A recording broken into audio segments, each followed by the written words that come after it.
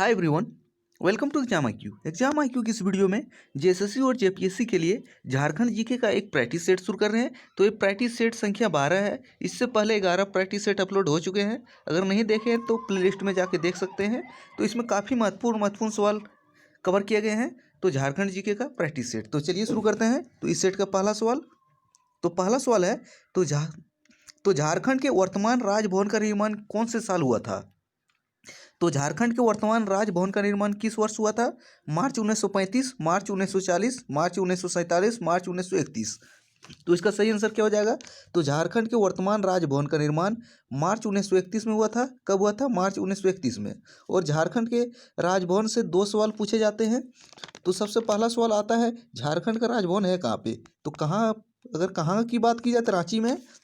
और एक सवाल आता है, तो झारखंड राजभवन के आर्किटेक्ट कौन थे? यानी कि इसके आर्किटेक्ट कौन थे? अगर आर्किटेक्ट पूछा जाए तो सदालो ब्लेड से, तो सदालो ब्लेड्स झारखंड राजभवन के आर्किटेक्ट थे। तो झारखंड राजभवन से 3 सवाल पूछे जाते हैं। तो इसका निर्माण 1931 कहाँ पे है? रांची में। और इसके आर्किटेक्ट सदालो ब्लेड्स। आगे देख लेते हैं। तो झारखंड की राज्यपाल द्रौपदी मुर्मू ने घोषणा की है कि वह रांची के निम्नलिखित अस्पताल द्वारा आयोजित दृष्टि कार्यक्रम में अपनी नेत्र दान देगी। यानी कि झारखंड की राज्यपाल द्रौपदी मुर्मू ने कौन से अस्पताल को नेत्रदान करने की घोषणा की है? द्रौपदी मेमोरियल नेत्र अस्पताल, मुर्मू मेमोरियल नेत्र hospital, Shakuntala memorial, Kashyap memorial eye hospital. तो इसका सही आंसर है कश्यप मेमोरियल आई हॉस्पिटल। तो इस अस्पताल को झारखंड की राज्यपाल द्रौपदी मुर्मू अपना नेत्रदान करेगी। तो ऑप्शन डी इसका सही है। आगे देख लेते हैं। झारखंड में पहली बार राष्ट्रपति शासन किस वर्ष लागू हुआ था? तो झारखंड में पहली बार राष्ट्रपति शासन कब लागू हुआ था? जनवरी 2009, जून 2010, जनवरी 2013, जून 2011। तो इसका सही आंसर हो जाएगा, तो झारखंड में पहली बार राष्ट्रपति शासन जनवरी 2009 में लागू हुआ था। और राष्ट्रपति शासन से एक और महत्वपूर्ण सवाल पूछे जाते हैं। तो झारखंड में राष्ट्रपति शासन कितनी बार अब तक लग चुका है? अगर अब तक की बात करें तो झारखंड में 3 बार राष्ट्रपति शासन लग चुका है। और पहली बार कब लगा था? जनवरी 2009 में। तो 2 सवाल राष्ट्रपति शासन से पूछा जाता है। और राष्ट्रपति शासन भारतीय संविधान के कौन से अनुच्छेद के तहत लगता है? तो अनुच्छेद 356 हो जाएगा। कौन सा अनुच्छेद? अनुच्छेद 356। आगे देख लेते हैं।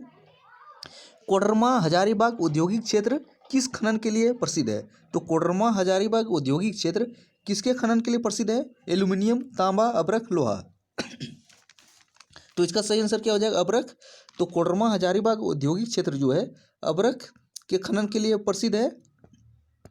और झारखंड की कोडरमा जो है वो भारत की अब्रक राजधानी भी बोला जाता है। तो भारत की अब्रक राजधानी कोडरमा होता है। आगे देख लेते हैं। दामोदर घाटी निगम को कौन से वर्ष स्थापित किया गया था? यानी कि डीवीसी की स्थापना कौन से साल हुआ था? 1945, 1946, 1947, 1948। तो इसका सही आंसर क्या हो जाएगा? तो डीवीसी की स्थापना 1948 में हुई थी। ऑप्शन डी सही हो जाएगा। तो डीवीसी की स्थापना 1948। और डीवीसी से कुछ महत्वपूर्ण सवाल पूछे जाते हैं। तो डीवीसी दामोदर घाटी मुख्यालय का हेडक्वार्टर कहाँ है? यानी कि मुख्यालय कहाँ पे है, हेडक्वार्टर? तो अगर हेडक्वार्टर की बात करें की जाए तो कोलकाता हो जाएगा। और डीवीसी के अंतर्गत बांधों की संख्या कितनी है? तो डीवीसी के अंतर्गत 8 बांध हैं और एक अवरोधक बांध है। अवरोधक बांध कौन सा है? दुर्गापुर अवरोधक बांध। आगे देख लेते हैं। बुलु इमाम किस जनजाति लोक कला के से संबंधित है? तो बुलु इमाम जो है कौन से जनजाति लोक कला से संबंधित है? सोहराय और कोहबर, जनानी झूमर, भित्ति चित्र, घटवारी। तो इसका सही आंसर क्या हो जाएगा? तो बुलु इमाम जो है सोहराय और कोहबर जनजाति लोक कला से संबंधित है।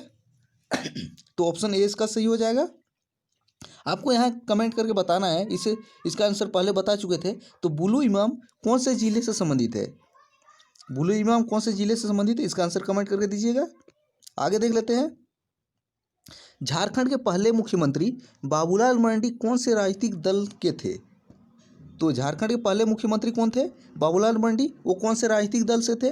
भारतीय जनता पार्टी, झारखंड मुक्ति मोर्चा, कांग्रेस या निर्दलीय। तो इसका सही आंसर क्या हो जाएगा? तो बाबूलाल मरांडी जो थे भारतीय जनता पार्टी से मुख्यमंत्री बने थे। तो ऑप्शन ए सही हो जाएगा। और बाबूलाल मरांडी से 2 सवाल पूछे जाते हैं। तो झारखंड के पहले मुख्यमंत्री कौन थे? बाबूलाल मरांडी। और बीजेपी से अलग होके बाबूलाल मरांडी ने कौन से राजनीतिक पार्टी गठन किया था? जेबीएम, झारखंड विकास मोर्चा। और अब लेटेस्ट करंट है वो फिर पूछे जा सकते हैं। तो बाबूलाल मरांडी ने अपने पार्टी झारखंड विकास मोर्चा का विलय कौन से पार्टी में कर दिया? तो विलय फिर बीजेपी में हो गया है।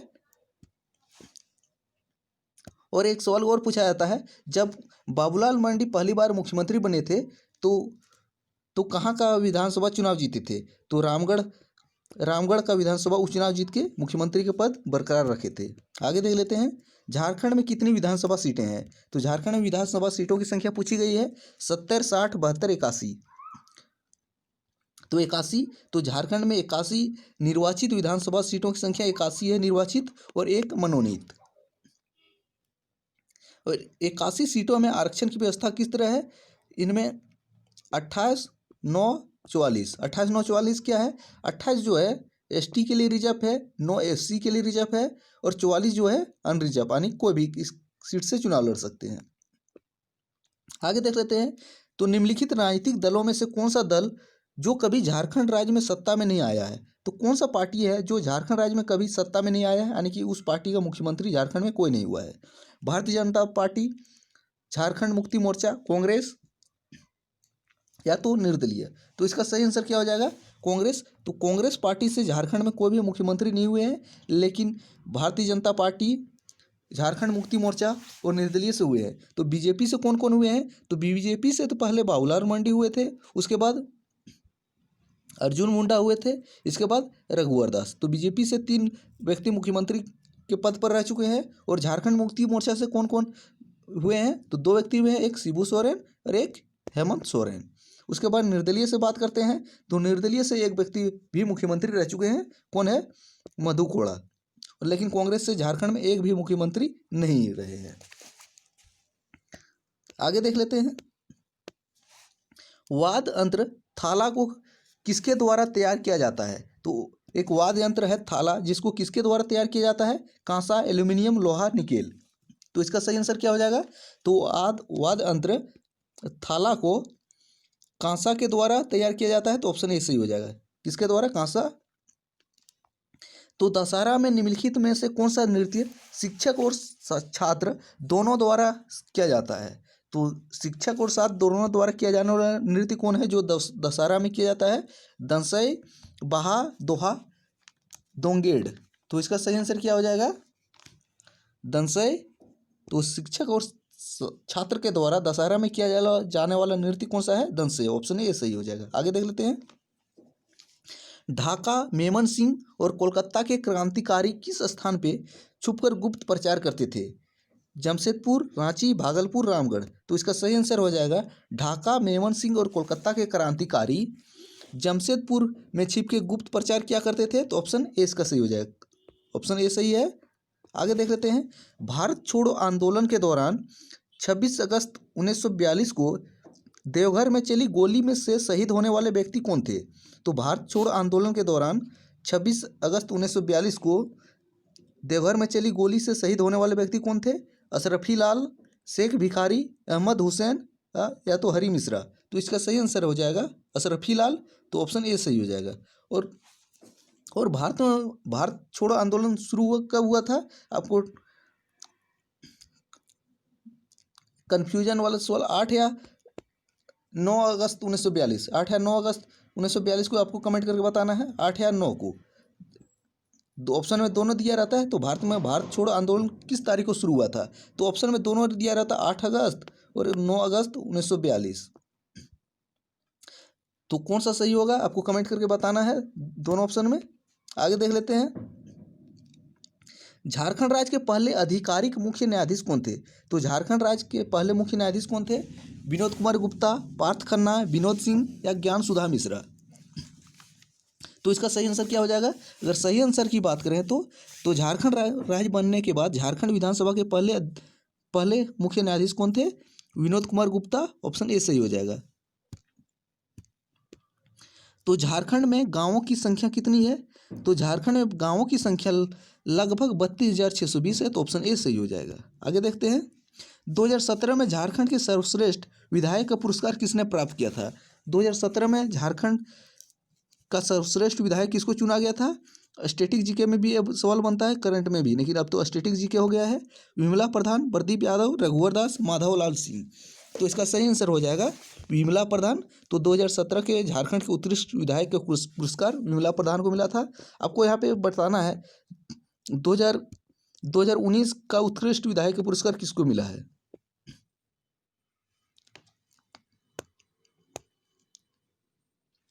किस वर्ष लातेहार जिले को पलामू से अलग किया गया था? तो लातेहार जिला को पलामू से कब अलग किया गया था, ये सवाल पूछा गया है। 2001, 2002, 2003, 2004। तो इसका सही आंसर है 2001 में। तो राज्य गठन के बाद 2001 में लातेहार नया जिला बना था। और किस जिले से अलग होकर बना है? तो पलामू से। आगे देख लेते हैं। निम्नलिखित में से किस वर्ष में बेतला राष्ट्रीय उद्यान को राष्ट्रीय उद्यान के रूप में अधिसूचित किया गया? 1986, 1983, 1985, 1991। तो बेतला राष्ट्रीय उद्यान को राष्ट्रीय उद्यान के रूप में अधिसूचित कब किया गया? तो इसका सही आंसर है 1936। और बेतला राष्ट्रीय उद्यान वह राष्ट्रीय उद्यान है जहाँ पे बाघों की पहली बार गणना हुई थी। तो बाघों की पहली बार गणना कब हुई थी? 1932 में। आगे देख लेते हैं। झारखंड से किस महिला तीरंदाज को 2011 में अर्जुन अवार्ड से सम्मानित किया गया था? तो 2012 में अर्जुन अवार्ड से सम्मानित झारखंड की महिला तीरंदाज कौन है?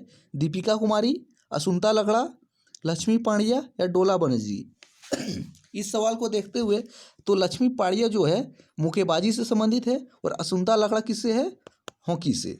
तो बन जाते हैं दो, डोला बनर्जी और दीपिका कुमारी। तो इसका सही आंसर है दीपिका कुमारी को 2012 में अर्जुन अवार्ड मिल चुका है।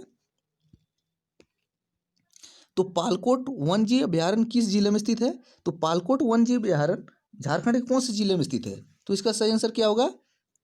गुमला, गोड्डा, देवघर, कोडरमा। तो इसका सही आंसर है ऑप्शन ए, गोड्डा, गुमला में। तो पालकोट वन्यजीव अभ्यारण्य कहाँ पे है? गुमला में। और पालकोट जो है ये पालकोट की स्थापना किसके द्वारा की गई थी? तो अधुनाथ शाह के द्वारा की गई थी। स्वतंत्रता से पहले पूर्वी सिंहभूम जिले का संपूर्ण क्षेत्र पुराने कौन से जिले का भाग था? तो 1947 से पहले पूर्वी सिंहभूम जिले का संपूर्ण क्षेत्र पुराने कौन से जिले का भाग था? मानभूम, बोकारो, हजारीबाग, रांची। तो इसका सही आंसर हो जाएगा ऑप्शन ए, मानभूम जिले का भाग था। तिलका मांझी ग्रामीण पंप योजना की कौन से साल शुरू हुआ था? तो तिलका मांझी ग्रामीण पंप योजना कौन से साल शुरू हुआ था? 2016, 2013, 2015, 2017। तो इसका सही आंसर है ऑप्शन ए, 2016 में। तो 2016 में तिलका मांझी ग्रामीण पंप योजना की शुरुआत हुई थी रघुवर सरकार में। तो ऑप्शन ए इसका सही है। तो दामोदर नदी कौन से जिले से होकर नहीं गुजरती है? तो कहाँ से होकर दामोदर नदी नहीं गुजरती है? पश्चिमी सिंहभूम, धनबाद, गिरिडीह, हजारीबाग। तो इसका सही आंसर हो जाएगा होकर नहीं गुजरती है, इस पर कमांड करना है। तो पश्चिमी सिंहभूम से होकर नहीं गुजरती है, बाकी बात धनबाद, हजारीबाग और कोडरमा से होकर दामोदर नदी निकलती है। और दामोदर की प्रमुख सहायक नदी कौन है? ये सवाल पूछा जाता है। तो बराकर जो है दामोदर की प्रमुख सहायक नदी है। आगे देख लेते हैं। हजारीबाग जिले का भौगोलिक क्षेत्रफल कितना है? 4302 kilometre square, 3302 kilometre square, 3702 kilometre square या 4702 किलोमीटर स्क्वायर? तो हजारीबाग जिले का भौगोलिक क्षेत्रफल कितना है? तो ऑप्शन ए सही हो जाएगा 4302 किलोमीटर स्क्वायर, 4302 किलोमीटर स्क्वायर। तो ऑप्शन ए इसका सही हो जाएगा। तो कोडरमा जिले की परिधि के संबंध में तो निम्नलिखित में से कौन सा विकल्प गलत है? तो कोडरमा जिले के परिधि के संबंध में 4 विकल्प दिया है, उनमें एक विकल्प गलत है। तो बताना है गलत विकल्प कौन है। उत्तर में खगड़िया जिला, दक्षिण में हजारीबाग जिला, पूर्व में गिरिडीह जिला या पश्चिम में गया जिला? तो इसका सही आंसर है उत्तर में खगड़िया जिला नहीं है, बाकी बात दक्षिण में हजारीबाग जिला है, पूर्व में गिरिडीह जिला है और पश्चिम में गया जिला है। तो ऑप्शन ए इसका सही हो जाएगा, यानी कि ऑप्शन ए दिया हुआ विकल्प गलत है। आगे देख लेते हैं। रांची जिले में निम्न में से कौन सी प्रमुख जनजाति पाई जाती है? तो रांची जिले में पाई जाने वाली प्रमुख जनजाति कौन सी है? उरांव, संथाल, गोंड, कोल। तो इसका सही आंसर क्या हो जाएगा? अगर सही आंसर की बात करें तो रांची जिले की प्रमुख जनजाति जो है उरांव हो जाएगा, ऑप्शन ए सही हो जाएगा। तो उरांव रांची जिले की प्रमुख जनजाति है। और झारखंड में सर्वाधिक पाई जाने वाली जनजाति कौन है? संथाल सर्वाधिक पाई जाने वाली जनजाति है। इसके बाद मुंडा, उसके बाद उरांव। निम्नलिखित में से कौन सी खदान देश में हेमेटाइट लोएस की सबसे बड़ी खदान है? तो हेमेटाइट लोएस की सबसे बड़ी खदान कौन है? चिरिया, झरिया, रानीगंज, बरोरा। तो इसका सही आंसर हो जाएगा यहाँ पे दो खदान, जो झरिया और रानीगंज जो है ये कोयले के लिए प्रसिद्ध है। इसके अलावा चिरिया जो है हेमेटाइट की सबसे बड़ी खदान है। तो ऑप्शन ए इसका सही हो जाएगा। आगे देखते हैं, यहाँ पे 4 दिया हुआ है विकल्प, उनमें एक विकल्प गलत है, इसको चूज करना है। तो फेरुआ घाघ, उत्तर कोयल, हुडरू जलप्रपात, स्वर्णरेखा नदी, दसम जलप्रपात कांची नदी, या सदीन जलप्रपात शंख नदी। तो इसका सही आंसर हो जाएगा फेरुआ घाघ, उत्तर कोयल पर नहीं है, विकल्प एक ही गलत है, बाकी बात तीनों विकल्प सही है। आगे देख लेते हैं, झारखंड राज्य को कितने कृषि पारिस्थितिक क्षेत्र में विभाजित किया गया है? तो झारखंड राज्य को कितने कृषि पारिस्थितिक क्षेत्र में विभाजित किया गया है? तो आंसर क्या होगा? अगर सही आंसर की बात करें तो 7 कृषि पारिस्थितिक क्षेत्रों में झारखंड राज्य को विभाजित किया गया है, 7। ऑप्शन ए इसका सही हो जाएगा। आगे देख लेते हैं, प्रसिद्ध फिल्मकार और कथाकार जीशान कादरी का जन्म कहाँ पे हुआ था? तो प्रसिद्ध फिल्मकार और कथाकार जीशान कादरी का जन्म कहाँ पे हुआ था? वासेपुर, गिरिडीह, धनबाद, जमशेदपुर। तो इसका सही आंसर हो जाएगा वासेपुर में। तो प्रसिद्ध फिल्मकार और कथाकार जीशान कादरी का जन्म वासेपुर में हुआ था, लेकिन वासेपुर है कहाँ? धनबाद में। अगर यही सवाल में पूछता वासेपुर ऑप्शन से हटा के जीशान कादरी का जन्म कहाँ हुआ था, तब आपको धनबाद क्लिक करना था, लेकिन प्रॉपर जगह की बात करें तो वासेपुर जो धनबाद के ही अंतर्गत है। तो धनबाद जिले का गठन कौन से साल किया गया था? तो धनबाद जिले का गठन पूछा गया है 1956, 2001, 1977, 2003। तो इसका सही आंसर क्या होगा? ऑप्शन ए 1956 में। तो धनबाद जिले का गठन कब हुआ था? 1956। ऑप्शन ए सही हो जाएगा। आगे देख लेते हैं, भारत खनिज विद्यापीठ कौन से साल अस्तित्व में आया था? यानी कि भारत खनिज विद्यापीठ की स्थापना कब हुई थी? Indian school of mines. तो इसका सही आंसर हो जाएगा ऑप्शन ए 1926 में। तो 1926 में हुई थी, और है कहाँ पे? धनबाद में। तो थैंक्स फॉर वॉचिंग, मिलते हैं अगले वीडियो में।